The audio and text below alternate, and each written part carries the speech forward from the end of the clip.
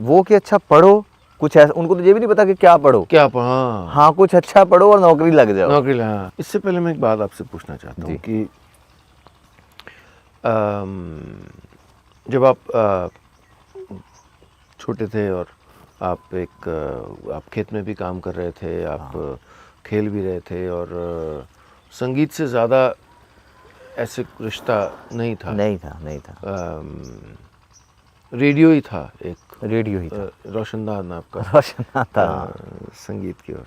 हाँ और उसके बाद जैसे आप बड़े हो रहे थे तो उस वक्त कुछ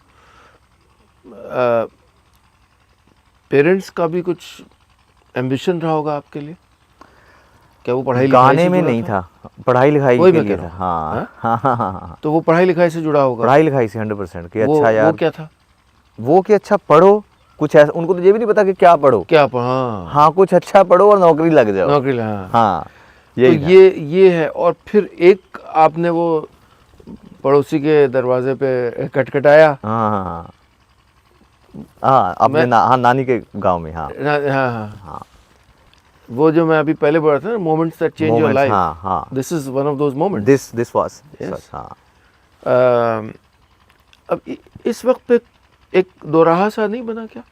एक तरफ आप संगीत की ओर बढ़ रहे हैं, एक तरफ नहीं, जैसे आपका बच्चा जब आप कहीं स्टेज पे गाता है, उसको वाह वाह तालियां मिलती हैं, तो आपके पेरेंट्स को अच्छा ही लगता है। उनको नहीं पता होता कि यार ये प्रोफेशनल करियर बन बना रहा है, लेगा। करियर बनेगा या कुछ होगा, तो ऐसा उनको कभी फील ही नहीं हुआ। हाँ, अगर शौक था। अगर हुआ भी, उनको लगा यार ये अच्छा हो रहा है, हाँ कभी कभी उन्होंने ऐसा सोचा नहीं, क्योंकि गांव के लोग ऐसी फोकस्ड प्लान्ड कभी नहीं, नहीं हुआ। हाँ बिल्कुल बिल्कुल। उनको बस ये हो रहा है, अच्छा हो रहा है, ये हो रहा है, ये ठीक नहीं है, ऐसा है, सीधा सीधा मसला होता है। ब्रॉड मोटे मोटे बकेट्स हैं। बकेट्स हैं, हाँ बॉक्सेस बने हुए हैं कि ये ठीक है, ये गलत है। तो अच्छा, वैसे लेकिन हाँ, जो जैसे आपने विशारद भी किया, हाँ जी, और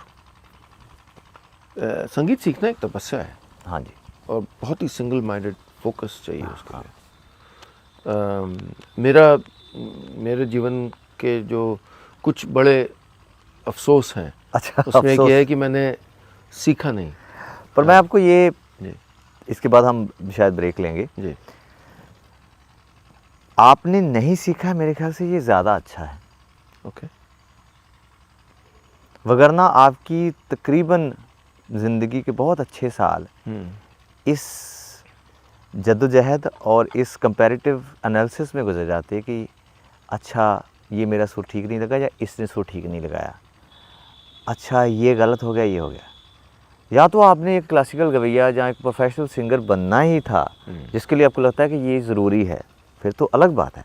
अगर आपने सिर्फ इसको रखना ऐसे ही था शौक़ के तौर पे, सिर्फ ज़िंदगी को और थोड़ा रंगीन बनाने के लिए संगीत सीखना था, मुझे ये लगता है, मैं गलत 100% हो सकता हूँ, कि नहीं सीखा ना, तो आप बहुत ही एक अनकलर्ड हार्ट से चीज़ों को सुनेंगे। आपको अच्छा लगा या नहीं लगा, सिर्फ यही मैटर करेगा। उसने अच्छा गाया कि नहीं, ये मैटर नहीं करेगा।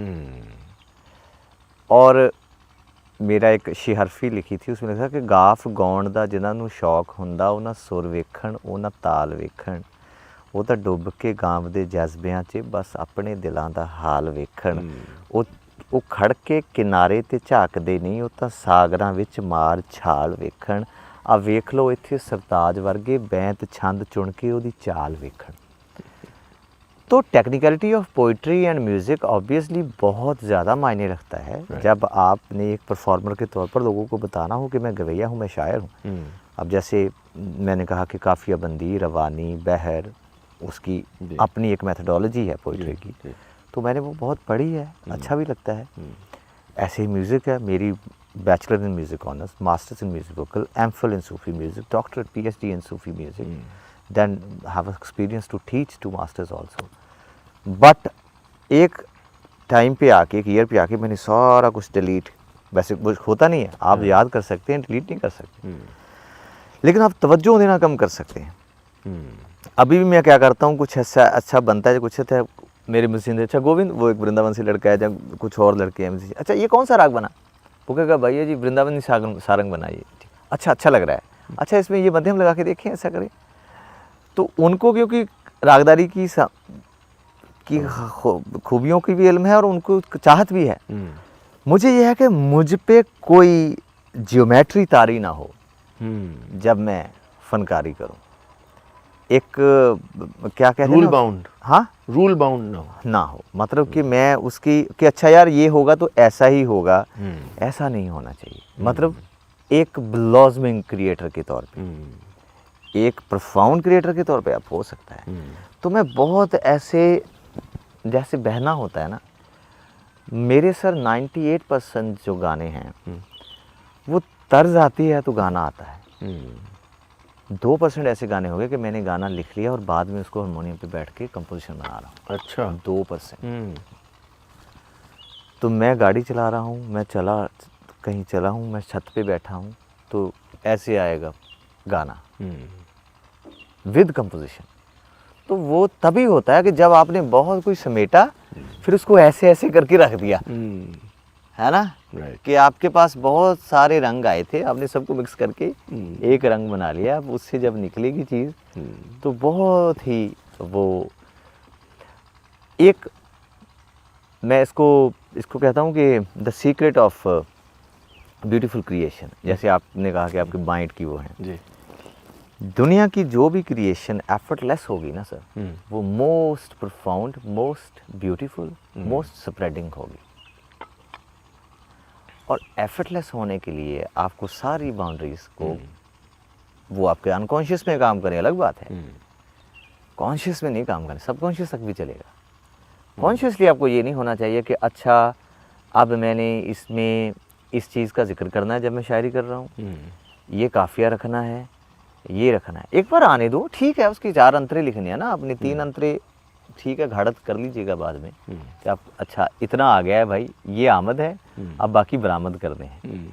तो वो चलिए ठीक है, वो क्राफ्ट्समैनशिप है। जैसे फिल्म के लिए ऐसा ही करते हैं। जावेद साहब ने सारी ज़िंदगी, उनको बाउंड्रीज लोगों ने दी हैं, उन्होंने उसी में रहकर ऐसे कमाल किए हैं। वो अपने आप में बहुत बड़ी मतलब कि मेरे ख्याल से अचीवमेंट है कि आपको, मुझे तो जैसे मैं उल्टा कहूँ आपके बात से थोड़ा सेपरेटली, जब मुझे कोई बाउंड्री देता है तो मुझे फिर वो चैलेंजिंग लगता है, तो मैं उसको और ज़्यादा शिद्दत से करने की कोशिश करता हूँ। यार मैंने इसको खुश करना है। अच्छा, मुझे जैसे हमारी एक पिछली फिल्म थी, उसमें एक गाना था रुतबा, वो आप सुनिएगा। उसके 3 अंतरे ऐसे हैं जो सर डायरेक्टर ने शूट कर लिए सीन। अच्छा, गाना अलग से बना हुआ है, सीन अलग से शूट हो गए। तो मुझे कहते ताजी ये ऐसा सीन है, ऐसा कुछ लिख सकते हो आप? तो अब जब गाना देखोगे ना रुतबा, तो उसमें एक सीन है, मैं नीरू बाजवा, तो मैं एक ख्वाब में हूँ। वैसे मैं बहुत शाई हूँ फिल्म में, लेकिन वहाँ पे मैं नाचो की तरह फील हो रहा हूँ। तो वो क्लासरूम में बैठी है, मैंने उसको ऐसे मारा, वो गिरने लगी, पकड़ लिया, जैसे नहीं होता एक बहुत ही छेड़। हाँ, तो वो मेरा कैरेक्टर नहीं है। तो वो कहते यार इतने कैरेक्टर को आप थोड़ा एम्पलीफाई कर दो अपनी शायरी। तो मैंने कहा कि ख्वाबां ते ख्यालां नूं भी हुंदा शक वे, जदों कदे गुस्से 'ਚ जताउणा हक वे, है ना। तो रोब तेरे सानू तां हैरान कर दे, अखां विच अखां पा के एक ठग वे, सुफने नूं सुफने 'चों कढ के हकीकतां बना लवें किधरे, किते नहीं तेरा रुतबा घटदा जे हंस के बुला लवें किधरे। तो ऐसा लगता है कि यार इन्होंने गाना पहले लिखा होगा, फिर इस अंतर को शूट कर लिया, जबकि वो शूट हुआ उसके बाद मैंने वो अंतर लिखा। तो ये क्राफ्ट्समैनशिप है। इसमें आपकी प्रैक्टिस काम करती है, इसमें आपका एक्सपीरियंस काम करता है। लेकिन जो मिस्टिसिज्म है, जो मेरी नज़में खुद रहती हैं, और मैं अपने आप को सबसे सक्सेसफुल, फॉर्चुनेट इसलिए समझता हूँ कि मैं वो नज़में भी रिलीज़ करता हूँ सर। उसके बड़े बड़े वीडियोस शूट, एक हमजा हमारा गाना है, हमने उसको बनारस, दिल्ली, लद्दाख, अच्छा, एक गाने को 3 जगह गए फ्लाइट से लेके शूट करने। और मोस्ट क्या कहते हैं आप उसको, जो नॉन कमर्शियल सॉन्ग था वो, उसको कोई भी नहीं सुनेगा, वो पहले ही पता है आपको। तो लेकिन मैं इन चीज़ों में खुश रहता हूँ।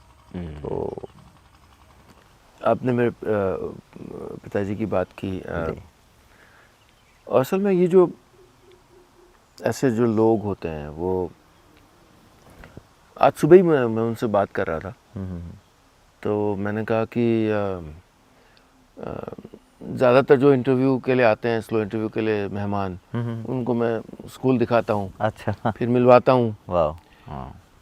तो कुछ को वो जानते हैं, कुछ के लिए वो ऐसे झूठ मूठ बोल देते हैं, अरे अच्छा वाह वाह बहुत ऐसा वो मासूमियत में अपना बोल देते हैं।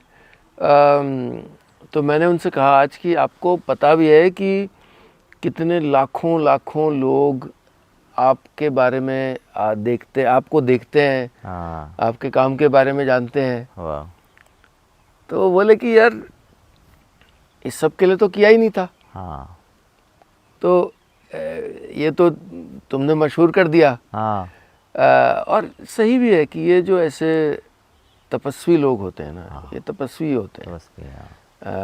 वो ना शोहरत के लिए करते हैं, ना पैसे के लिए करते हैं, वो बस नहीं नहीं, ये तो मतलब this is the rarest of the rare, जो जिसको इत्मीनान कहेंगे आप, जो आपके अंदर है और आप जहाँ पे भी हैं बहुत कंटेंट हैं। बिल्कुल, आई एम एक्सट्रीमली कंटेंट। हाँ, तो इससे बड़ी अकम्पलिशमेंट ह्यूमन लाइफ में मेरे ख्याल से और कोई नहीं है। जब ये घर बना हाँ तो यामिनी जी ने पूछा कि बोर्ड क्या लगाना है बाहर। अच्छा वाह। क्योंकि असल में ये सब यहाँ पर ऊंची ऊंची झाड़ियाँ थी, सब हाँ सांप बिच्छू इधर पूरा था।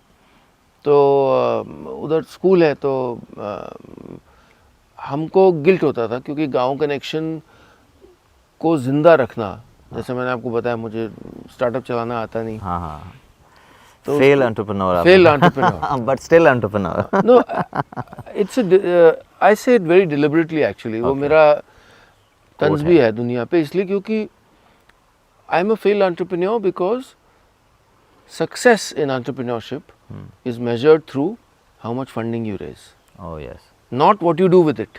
यस, कि आप रोज़ पढ़ते हो जी उन्होंने $5 मिलियन, 10, 20, $100 मिलियन फंडिंग ले ली, हाँ हाँ दूसरे का पैसा ले लिया आपने, ये इसको सक्सेस का एक पैमाना बताया जा रहा है। मेजरमेंट जैसे मेरे लिए व्हाट इज सक्सेस इज़ कि आप जो काम कर रहे हैं कितनी ह्यूमन लाइफ पे उसका इम्पैक्ट हो रहा है। अगर आप कंटेंट क्रिएटर हैं, क्या एक मीनिंगफुल पॉजिटिव इम्पैक्ट हो रहा है 100%। आपकी ऑडियंस पे। अगर आप आई डोंट नो कपड़ा बनाते हैं, this is we are shaking hand for this, and this should be the major and the most absolutely बिल्कुल iconic purpose for creative humans. एक ही प्रिज्म कि मैं अगर कर रहा हूँ ऐसा, मैं भाई हम जो क्रिएटर्स हैं, हमारी ताकत का अक्सर हमको खुद ही अंदाज नहीं।